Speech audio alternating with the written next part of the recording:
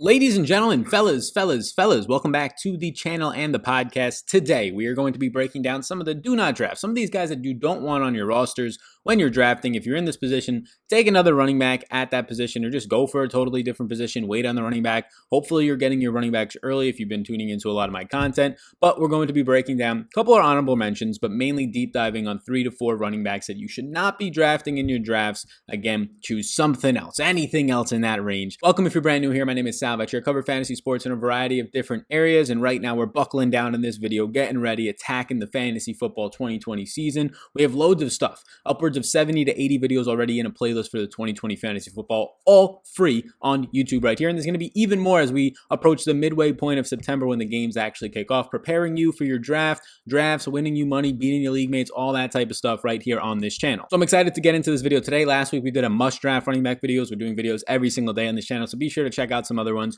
while you are here. But first, right now in this one, I appreciate it if you could hit that like button, totally free. So it's right above the video that you're watching this. If you're watching on your phone, it's right below it. So be sure to check that out. Hit that like button. It really does help. And the big old subscribe button that just popped up on the screen if you're watching on the YouTube version, hit that subscribe button either on the podcast or really YouTube bottom right hand corner at any point. That is free to do so. And it really does help my work, and it really does help me reach more people during this season when people start to search this stuff a lot more. It could really help this channel exponentially grow. Totally free to do so. So thank you so much. There's going to be banners popping up at different times for some other free things that are down below in the description. Then also the big one is that the Supreme Draft Guide has been out and it's getting a lot of positive feedback. The Supreme Draft Guide, where there's loads of my rankings, my tiers, all of these things, and 150 plus player profiles on every single rookie, on all these other things. And we'll take a peek at some of them during this video. Stat sheets, data sheets, reliability charts, all this stuff is in there for just $10 thanks to Monkey Knife Fight. You can find information about it linked in the description if you were eligible for the Monkey Knife Fight offer. And if you're not eligible in the state that Monkey Knife Fight offers their gaming, their sports gaming, their sports props, then you can just get it on the site for the regular price. So you can check all that stuff out down below. The Supreme Draft Guide is out. People are saying they love it. I put so much work into it. And don't worry, there's going to be continue to have content added to that throughout the entire summer, and the look of it's going to enhance. Right now, we're just launching over the past couple of weeks, but everything's in there ready to go. We're just going to make it even better as the summer goes on for you. So be sure to get in there right now while the offers still last. So let's start this thing up with the first do not draft running back as I record this. And always keep in mind to check the timestamps on all these videos. I'm recording this towards the middle to end of June. Maybe we'll do an update as we get more news. Potentially, if they don't cancel half of the preseason like they're discussing doing, we can kind of take some things from there. Obviously, if there's injuries to any of the players in these backfields or the players themselves, well, then there's going to be a lot of things changing, right? So the do not draft list is based on where I currently am looking at average draft positions right now in the middle to end of June. So Devin Singletary is my first do not draft running back, and I just don't want Devin Singletary this year. Early on, before the NFL draft, it looked like a potentially nice spot to be getting Devin Singletary because, well, there's nothing in his backfield. Frank Gore, the old man himself, finally got shipped out and stopped being used towards the end of last year because Singletary was just too highly efficient and productive to not keep him on the field. And then all they had in this backfield once he left and was a free agent and recently, very recently signed with the Jets, was TJ Yeldon, who was a good pass catcher, but for the most part, not that efficient of a running back in between the tackles, which Singletary really showed a lot of upside last year. But for right now, after the NFL draft and drafting Zack Moss, it's not a situation where I feel comfortable going to Devin Singletary. And we'll get all into Zack Moss, the new rookie running back behind Devin Singletary in this Buffalo Bills backfield. But last year, Singletary played 12 games. He did deal with an injury, which forced him to miss about 3.5 to 4 games. He played on 69.3% of the snaps. You can see all these stats that I'm currently pulling up that I was able to source and put on the screen right now for you. 151 carries for over 770 yards, 4 touchdowns on the ground, 4 total touchdowns. He caught 29 of 42 targets for 194 yards. Keep in mind, this is all in 12 games. So in 12 games, he was able to kind of rack up a season of about 970 total yards. You factor in that if he just plays one more game, he's going to have a 1,000+ yard season overall combined yardage. And if he plays a full season, he's probably flirting with somewhere around a 1,200 to 1,300 total yardage season, which is very good, obviously, for a rookie. Now, Buffalo did run the 6th most times per game, and whenever you have a mobile quarterback, you're naturally going to be ranked higher. If your quarterback like Josh Allen, who's top 5 in rushing attempts per game last year, is going to run the ball 6 to closer to 8 times per game, yeah, you're obviously going to run more than a quarterback in a Phillip Rivers who's going to run the ball 0 times, or Tom Brady, right? So naturally, their rushing offense improved, but that's what they want to do anyways. Now we'll see this year with Stephon Diggs and now having a lot of weapons on that offense. Dawson Knox, a rookie tight end coming into his second year, another year with the team for guys like John Brown and Cole Beasley. If they start to throw the ball, open it up a little bit more, I would not be shocked, but they do want to focus on the run. Makes sense, especially where they play in Buffalo in the winter months, to kind of prioritize that piece of the offense. But Devin Singletary was one of the most efficient running backs we've ever seen out of a rookie season and one of the most efficient last year. He was 5th in true yards per carry amongst all running backs with 4.9 true yards per carry. He was 3rd in breakaway percentage, that is runs of 15 or more yards. He was top 20 in yards created per touch. He forced 36 broken tackles on just 151 total carries, and all this amounted out to about 12.3 fantasy points per game, which that number alone was 28th overall. And you factor in running backs that had like 1 or 2 or 3 games and had a higher fantasy point per game total. He was pretty much pushing a top 25 fantasy point per game back in terms of consistency of playing somewhere around like 8 or more games. So a very efficient running back. And if anything, he was just ultra and too highly efficient. I mean, this is a guy who ended up breaking off his breakaway percentage. Like I said, he was 3rd in that department, but he had runs of 15 or more yards in the top 10 rate, even though he had 90 less carries than everybody else in the top 10, not named Saquon Barkley. So like 80% of the top 10 in that department of explosive runs of 15 or more yards, right? A breakaway percentage, he's in that department and he's still seeing so much less carries, which just means that he's a talented running back, but it also means that that's likely to regress. You're just not that much better than everybody else in the league, especially all the top end guys. And one of the biggest concerns last year that we saw from Singletary throughout the entire season was the red zone concerns. So you can see me putting up these red zone concerns right now on the screen. Just 4 attempts inside the 5-yard line and 18 overall red zone attempts. We don't care about the red zone attempts, in my opinion, that are like on the 19-yard line, the 17-yard line, even like the 14-yard line, right? How often do you see running back scoring from that far out? Even if you do, it's not a high percentage. I care more about the red zone attempts inside the 5-yard line, those goal line carries, and even inside the 10-yard line, where you were seeing Devin Singletary only see about 6 total carries last year. You saw Frank Gore seeing 36.8% of the red zone carries last year, and then you saw Josh Allen, the quarterback, see 30.9 in those coveted carries inside the 5-yard line. Josh Allen is due to regress off of this, but 5 of 5, 100% touchdown success rate when Josh Allen ran inside the 5-yard line. So it's one thing to say, yeah, he's going to regress. He's not going to score a touchdown every time he runs inside the 5-yard line. But he's pretty much an enhanced fullback himself, running behind a fullback and a tight end and a running back. Josh Allen is going to have a high success rate on those run attempts inside the 5-yard line if they're designed plays and not just scrambles. And now there's talk of the rookie Zack Moss, who will do a detailed breakdown and look at his profile on the site, Fantasy Sports Focus. That is the house of the Supreme Draft Guide and a lot of more of my content to come. But you're looking at this and you're saying, okay, well, Zack Moss, now they're already talking up, the quotes coming out literally the night of the draft in the postgame presser. And since then, that Zack Moss was drafted to be this Frank Gore role. Devin Singletary's role last year is what they wanted to be, if not a little bit less than what he had last year, which ended up being in just 12 games, 151 carries on the ground, which ended up being 180 total touches in those 12 games when you factor in the receiving game. They want Zack Moss to be Frank Gore. Well, Zack Moss is better than Frank Gore. Okay, Frank Gore's a Hall of Famer. People are going to say out that. No. Right now in their careers, 38-year-old Frank Gore is not better than the rookie coming out of college and Zack Moss, who's an explosive broken tackles machine. Even if Zack Moss ends up being a bust at this point in his career, just his age and his ability and his burst still left in his tanks at just 22, 23 years of age is better than a guy 16 years older than him with so much tread on his tires in Frank Gore. So this is without question a knock against Devin Singletary. Not only is he going to keep the same role as last year, but potentially, and even if it does enhance a little bit, right? He stays healthy, so he gets 4 more games. There's going to be production spikes there, but now people are drafting him a little bit higher as if that's not going to be the case. I see Singletary consistently going as a top 25 running back. I'm going to personally rank him there because running back falls off a cliff and he's not necessarily in a 50-50 split, although I could easily see it being something closer to that at 55-45, 60-40, and that's not great. I'm just going to skip over his name in the rankings when I'm drafting, and if I'm like, okay, Devin Singletary is the best available, I messed up with my first 2 to 3 running back picks, or I'm just going to wait now and get the Kareem Hunts, the Cam Akers, hopefully later in the draft. Buffalo's offensive line last year ranked 17th in run blocking and 18th in pass blocking, so a very average offensive line. I mean, they had Quentin Spann on their offensive line. You can see all these stats on the screen right now. He's just a death trap. He was ranked 45.8 by Pro Football Focus, which is awful.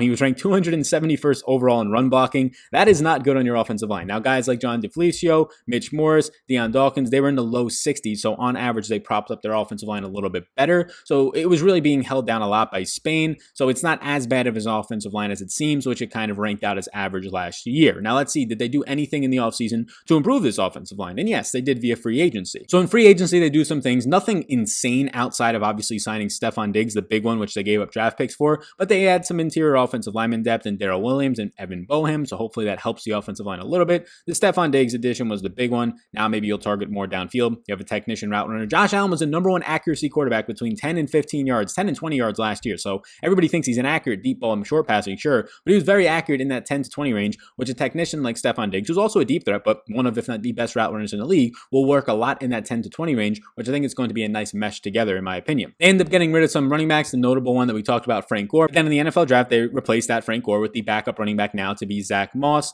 3rd round pick. Zack Moss, we'll talk about him in a second in depth. They get Gabriel Davis, who honestly was probably a 3rd round pick in a lot of drafts, but since wide receiver was so deep in this specific draft, falls to the 4th round. They get Jake Fromm, who has some issues right now going on in the media as I record this a week or two ago with all things going on with his text messages, but that was a 5th-round pick, and Isaiah Hodgins, a 6th-round receiver. So if you're looking at what impacts Zach Moss the most or what impacts Devin Singletary the most, would be the draft pick of Zach Moss directly, of course. And then also Stephon Diggs might actually help Devin Singletary if indeed he keeps offensive drives live and gets them closer to the red zone. But then the knock against him is if he's just not going to be used in the red zone, it doesn't really matter all that much for Devin Singletary. So the durability in his NFL career, he was a rookie last year. He missed 4 games with a hamstring strain, so not much in-depth to talk about there. Players get hamstring injuries. It's just something to monitor. It shouldn't be too much of an issue when you're looking to draft him this year. Now let's finish it up by talking about the backfield competition as we've hinted at a lot so far. And we'll start it off with Zach Moss. And I'm going to go over right now too, right now where I have Zach Moss's stuff. So this is going to be like the beta version of what you're going to get when you come over to Fantasy Sports Focus, which is the name of the site right now. It's my site. We just launched it. This is where the Supreme Draft Guide lives. So if you want to get it for $10, it's down below if you're eligible, thanks to Monkey Knife Fight. Also down below will be the link to the site if you want to just check out some of the free things on there. And then also you can obviously check it out so that you have an opportunity to buy it for the normal price on the site if you're in the state where Monkey Knife Fight doesn't allow you to actually use the coupon that you're going to be getting if you're in a state where it's not allowed yet. So I'll pop up some things on the screen, but we'll also just look at what we see here. So Zach Moss, I mean, he went to Utah for 4 years. He was taken by the Bills in the 3rd round at pick 22. And there's a lot of things coming out about Zach Moss. The biggest thing that people were hyping up about Zach Moss was just his elusiveness, his ability to break tackles, right? If you look at his 2019 stats, he saw 235 carries, 1,400 yards, and 17 touchdowns. He caught 28 of 29 targets, a 9% target share, pretty good. I usually say anything above 8% is nice. Anything above 10% for a running back coming out of college in terms of their target share, the percentage of targets they saw in their offense is a pretty good number, anything in the double digits. So 9 is not bad, 29 targets last year. And he can catch passes. He caught 28 passes or more, including the one last year in the 2 seasons of his 4 years at Utah that he actually stayed healthy and played an entire year. He saw 14.5 yards per reception, which is very good. Now, his entire career at Utah, he saw 712 carries, 41 touchdowns. He averaged 6 yards per carry, which is a very good number for running backs coming into the NFL draft. And he caught 66 total balls in those 4 years. So you can see down here some of the green and reds, the pros and cons of him. Well, the elusiveness is the big pro. And honestly, if you want to just talk about Zach Moss in depth, he kind of is Devin Singletary. He's not that much different. Now, he's a better goal line back, probably just because of the size advantage he has over Singletary, about 5'9", 223 pounds of just pure muscle coming out. But the elusiveness is something that Singletary was accustomed to and one of his big positives coming out of college. They can both catch passes is something that you're going to see. He's a bigger body guy, which is going to help him in that red zone role. And pass protection, if anything, he's probably a little bit better than Devin Singletary, if not a decent amount better coming out of the draft. At least we don't know right now. It's Singletary having a year of experience,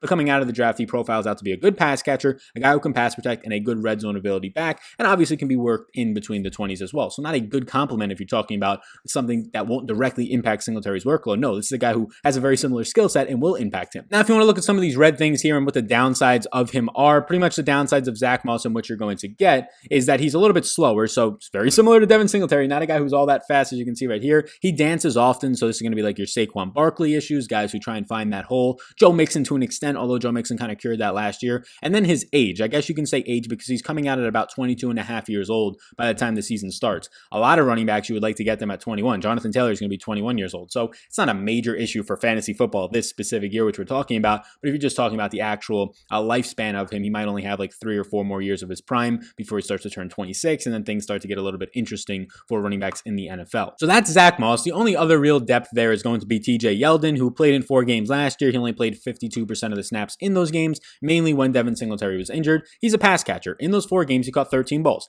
That's pretty good. You're catching over 3 balls per game on 16 targets, 4 targets per game, and he had 17 carries for 63 yards. So this is a guy who's not likely going to be used, especially after you see them take a high draft capital pick, a 3rd-round pick on a running back in Zach Moss. Now, it's at least important to bring up what Frank Gore is going to leave behind in this offense. Frank Gore is leaving behind 166 carries, 599 yards, and 2 touchdowns on the ground, and then 13 receptions for 100 yards on 16 touches. So he's overall leaving behind 179 touches for about 700 yards and 2 touchdowns and 26 red zone touches. So a lot to be held there and given there to Zach Moss and then maybe even potentially Devin Singletary. Now, my biggest issue with Singletary, he has a mobile quarterback who's going to be used in the red zone. They just drafted a running back who can catch passes, pass protect on 3rd downs, and be used on 3rd downs, and also be used in the red zone. So the upside for Devin Singletary for me is what you're looking at last year. But that's if he, once again, is highly efficient. And it's very rare that you see a guy, especially if he gets more work and gets a bigger sample, being that efficient for so long. So if you're getting exactly what you got out of Singletary last year, plus the 4 games if he doesn't get hurt, but then you're not getting the upside out of the red zone and maybe even the upside of the passing game role with a guy like Zach Moss being rotated in there. And now I'm hoping that you can replicate what you did last year in high efficiency, I just don't want to be paying top dollar for that. So although I do think Devin Singletary is a borderline and I have him ranked as a top 25 back right now, I don't want to be having him as my RB2. I really don't even want to be having him as my RB3 unless I have some really strong 1 to 2 wide receivers already taken. So Singletary for me personally is a guy who I think is currently being drafted at his ceiling. I think it's appropriately ranked because after that, there's kind of just a different tier of running backs pretty quickly, but he's a guy that I'm just passing on. He's at the bottom of a tier for me when I'm drafting running backs. Again, the tiers you can get on the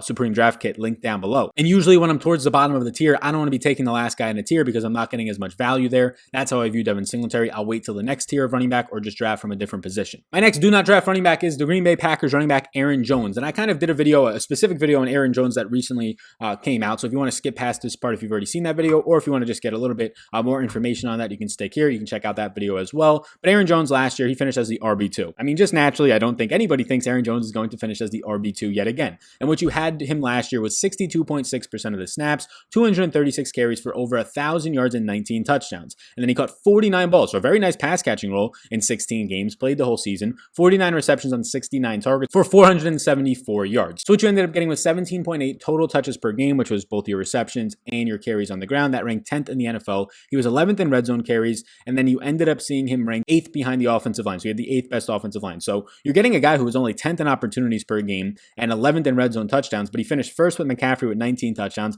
on a ridiculous 6.7% touchdown rate. Regression is coming. And then he finished his second overall because of that touchdown rate, but he only finished 10th in overall touches per game. So you're not usually going to out exceed your touches by that much. You need touchdowns to happen, and that's what he had. So yes, I think Aaron Jones is not going to be the number 2 running back. He's not being drafted like that, but he is being drafted as the 10th overall running back. He's currently my RB16. Yes, he's my RB16. Sally, you went from 2 to 16. Why? Well, let me explain. You could also, if you've watched that video, probably already know. But the biggest factor for me, and you saw all the stats on the screen, he's 4th in evaded tackles last year, 3rd in fantasy points per game with 19.7, 6th in yards created. This is a very good back. He is, in my opinion, like a top 6 or even a top 5 talented running back in the NFL, meaning if you put him in some of the best systems for running backs, right, the Cowboys offense, I think he would outproduce or produce very similar to what an Ezekiel Elliott did. I mean, he just did last year in the Packers offense, which is a pretty comparable offense when you're talking about offensive line play and the mindset of what these offenses want to do now. Let's just look at what Aaron Jones did without Davante Adams last year. And you can see right here, 4 games without Davante Adams when Davante Adams was injured for that month, and then 12 games with Davante Adams. These are his passing game roles. So he ended up catching 49 balls last year.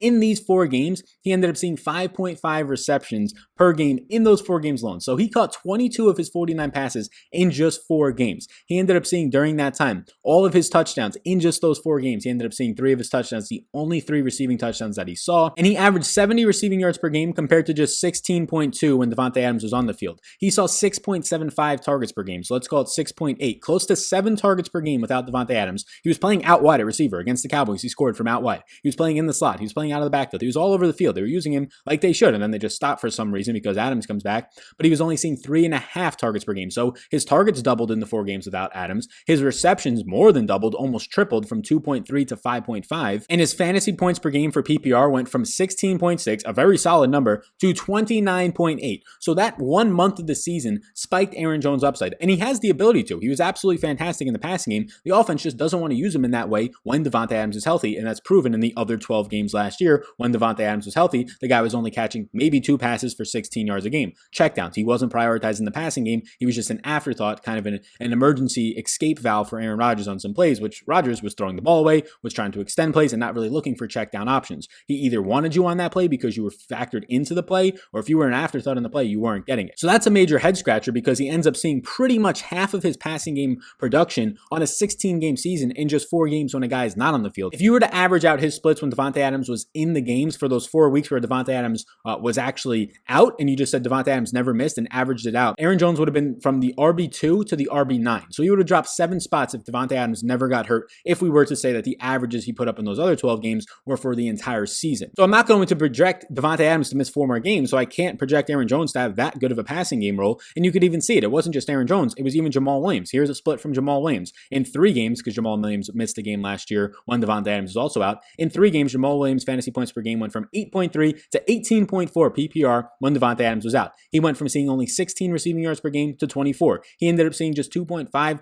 receptions per game to 3.7 receptions per game, and he saw a touchdown in each of those games on average. So he scored 3 touchdowns in those 3 weeks compared to just 1 touchdown in the other 11 weeks in the receiving department. So it was both the running backs. They were using the running backs more. I don't know why they went away from that, mainly because Adams came back, but it was kind of a dumb decision decision in my opinion. Now, this is what the Packers did in the offseason. When it comes to the offensive line play, they added Rick Wagner and they lost Brian Bulaga. They also lost a depth piece in Jason Spriggs. So I think Bulaga is better than Wagner, but you can just call it an eye for an eye split. Nothing else major when it comes to the running game in the free agency period. Lose Jimmy Graham, lose Geronimo Allison. In the draft, they had probably the worst draft. And honestly, the entire draft is built around the running game outside of their backup quarterback pick with the first round pick. Very controversial, Jordan Love. They get A.J. Dillon, probably a fifth round talent in the second round. They reach on him. They get a fullback in Josiah DeGora in the third round. Then they get a bunch of offensive linemen, 3, a tackle and 2 interior linemen in the sixth round. So it's built up for the running game, which is going to help Aaron Jones for this specific year. Also, Aaron Jones and Jamal Williams entering a contract year. Very important to call that out. But what this is setting up to be is pretty much, okay, Alexander Mattison situation. The Vikings are going to take a second round running back so that they have security if Dalvin Cook wants to hold out. Now Dalvin Cook is threatening to hold out. Well, too bad. We have leverage. We have this guy. That's what it seems like the Packers are doing. Aaron Jones, Jamal Williams, mainly Aaron Jones.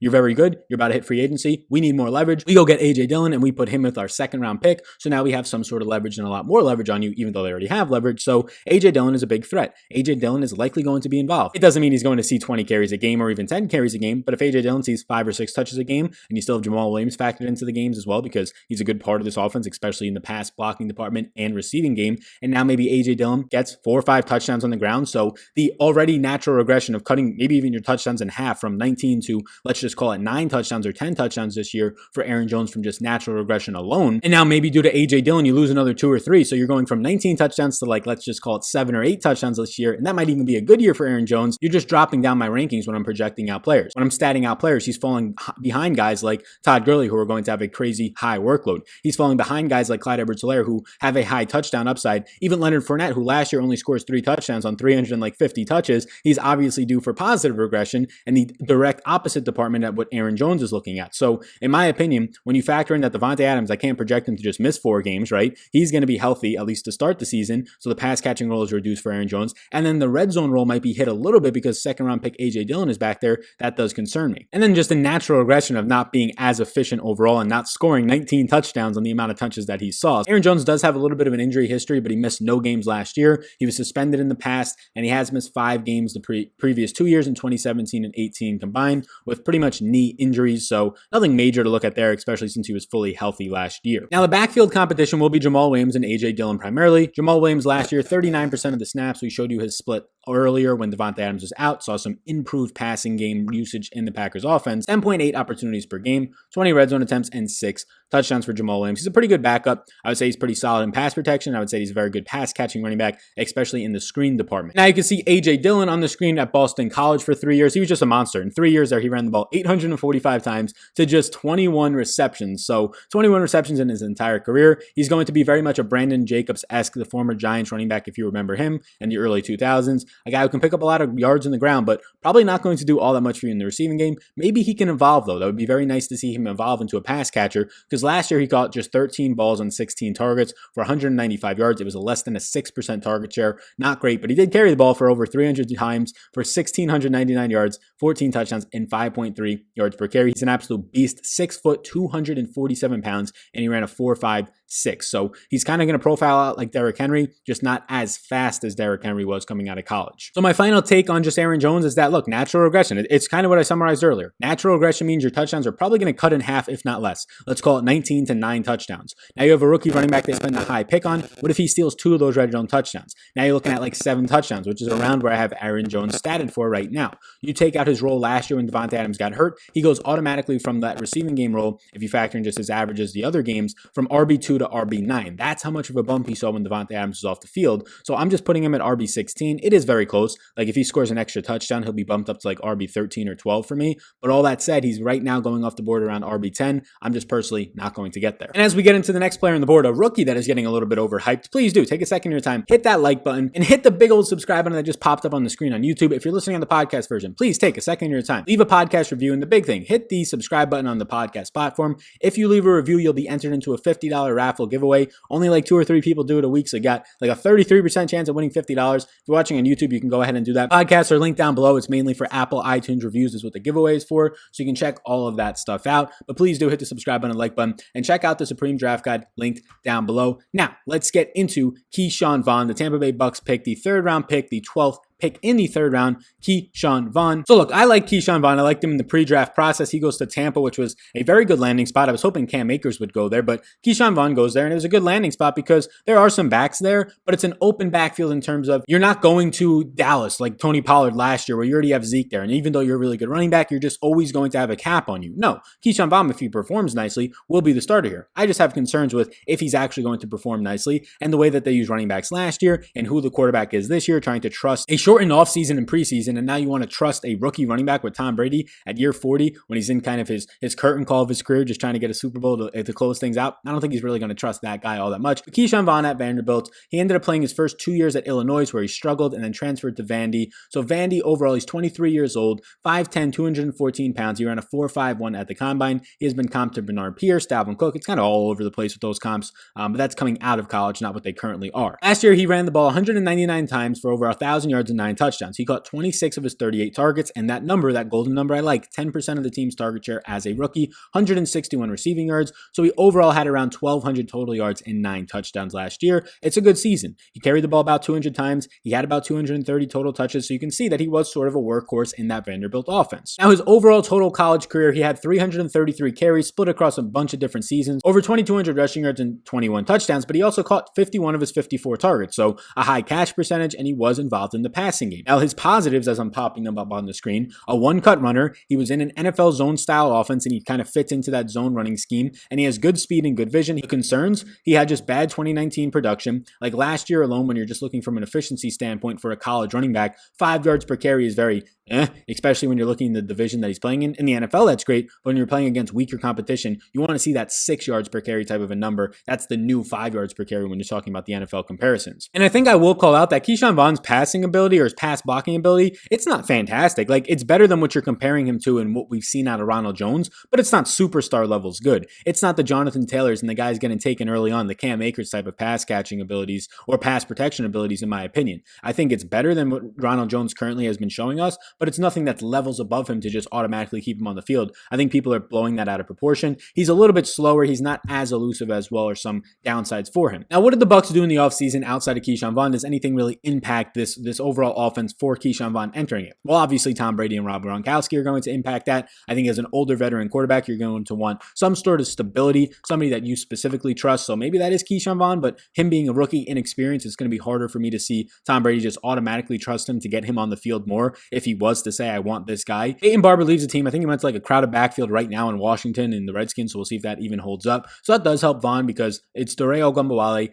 and it's a guy in Ronald Jones, a third-year player now, who are ahead of him. So it should be a situation in which he does have an opportunity to see a decent amount of touches. They improved the offensive line as well. Tristan Wirfs, first-round pick that actually fell to them. They traded up one spot with the 49ers, I believe, to take that pick in Wirfs in the NFL draft. So it's setting up nicely, a better offensive line, probably a more efficient offense in general, gets to the red zone more often than just scoring from like 30 yards out with Godwin and Evans like they did last year with Jameis. But it's a situation where let's look at the backfield competition. Backfield competition you can see right now is these 3 running backs: Ronald Jones, Dore Ogunbowale, and Raymond Calais. Calais was also a running back draft pick in the 7th round for the Bucs this year. Ronald Jones played on 37.5% of the snaps last year, 172 carries, led all the running backs in that backfield. He overall had 1,000 total yards, 1,033 total yards when you factor in his 31 receptions. I think he had like 9 of those in one game or 8 of those in one game, 12.7 touches per game, 3.9 true yards per carries, and he was very efficient. Honestly, like, guys want to talk down on Ronald Jones because he's a bad pass protector, but he was 22nd ranked in yards per touch, 5.1. That's a very good number. He was 22nd ranked in yards created, so he was creating yards in his own, 296 yards. The issue was, of all running backs above 100 total touches, he was bottom 5 in pass protection. That's very bad. So the good things,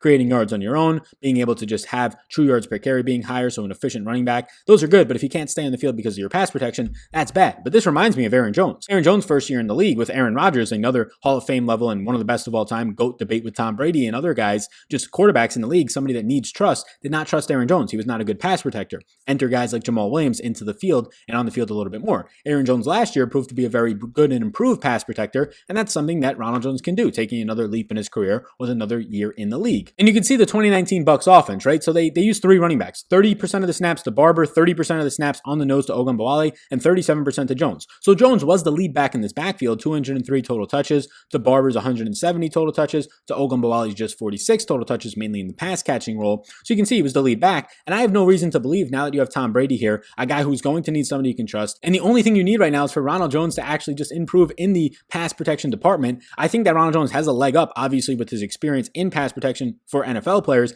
than Keyshawn Vaughn. And I think he has a leg up just in skill set overall because he was efficient last year. He was good when he was actually getting opportunities. So people are blowing things out of proportion. Keyshawn Vaughn is being drafted. He was being drafted rounds ahead of Ronald Jones. Now it's like barely some picks ahead of Ronald Jones the last time I looked at ADP. But it really shouldn't be too far apart. If anything, if you want to take Keyshawn Vaughn for the upside, that's fine in my opinion. I personally right now am having them as a toss-up. They're right next to each other in my rankings. But if you told me that I had to pick one of them, I would probably take Ronald Jones at that point. Because right now, Keyshawn Vaughn is a do not draft for me because he's being drafted as like a top 35 running back when he's a rookie who, if anything, might easily be the RB3 in this offense as easily as he could be the RB1. But his RB1 upside is not just 80% of the snaps type of guy. It's like a 35% split like you saw last year in this offense, where I can easily see him getting slotted behind Ronald Jones and getting slotted behind Dario Ogunbowale, especially since we didn't have a full offseason for him to get acclimated into the offense, the NFL transition, and get familiar with a veteran in Tom Brady who might hold a grudge against rookies trying to protect him when he's 40 years old. Ogunbowale last year played on a lot of snaps, but didn't get a lot of usage. It mainly came in the passing game. He saw 46 targets, caught 35 of those, but only had 11 carries, scored 2 total touchdowns,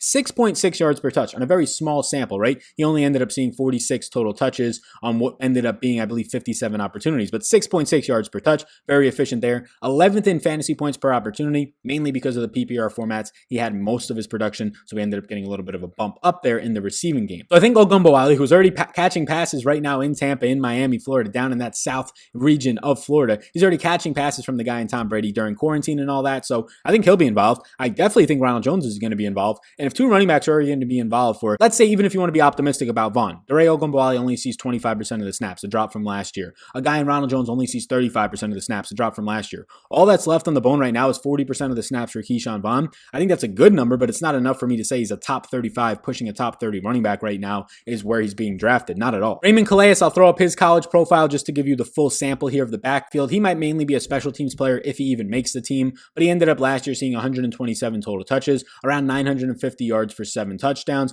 was involved a little bit in the passing game. That's usually where he'll get maybe involved in this offense, but I think he'll mainly be a special teams player. Has good speed. He's very good in space. The downsides are no proven passing game role for him and very bad when it comes to pass protection. So just going to be hard for him to get on the field with 3 running backs ahead of him in Keyshawn Vaughn, Ogunbowale, and Ronald Jones. So that's where I'm at right now. My 2 honorable mentions were running backs that have rookies coming into their backfield that I just don't trust. Marlon Mack and Kerryon Johnson. Mack now having Jonathan Taylor, who I love this year. Have an individual video already out on him. You can check that one out. And then you also have Kerryon Johnson, whose knees are just busted after the first 2 years in this league, who last year was not a very good running back, maybe because of these knee injuries. And now DeAndre Swift is there, and now they want to use 4 running backs, and they have a very good passing offense with TJ Hawkinson in his second year. Galladay set for a breakout. Love Galladay. Marvin Jones consistent as can be. So I just don't want to target the guy in Kerryon Johnson who has the downside in his overall offense, in an offense that I think is probably bottom 3rd in the league in rushing attempts per game, just in my opinion, based on how bad that defense is. So those are 2 honorable mentions of do not drafts, the veterans and Kerryon Johnson and Marlon Mack, 2 guys who are potentially even trade candidates. So the main guys in this video, Keyshawn Vaughn, you can see on the screen right now, Aaron Jones and Devin Singletary. I rest my case for right now. Please do check out the Supreme Draft Guide, link down below on my website, fantasysportsfocus.com. You can get it right now for $10 thanks to Monkey Knife Fight. Check all that out down below. Hit that big like button before you go. Big old subscribe button popped up. Take a second of your time, bottom right-hand corner, if you want to make $50 and get entered into that raffle, have a very good chance to win it. You can go onto the podcast version, iTunes, and leave a review of this show. But for right now, my name is Sal Vetri. I appreciate you tuning into this video, and I will see you in the next one.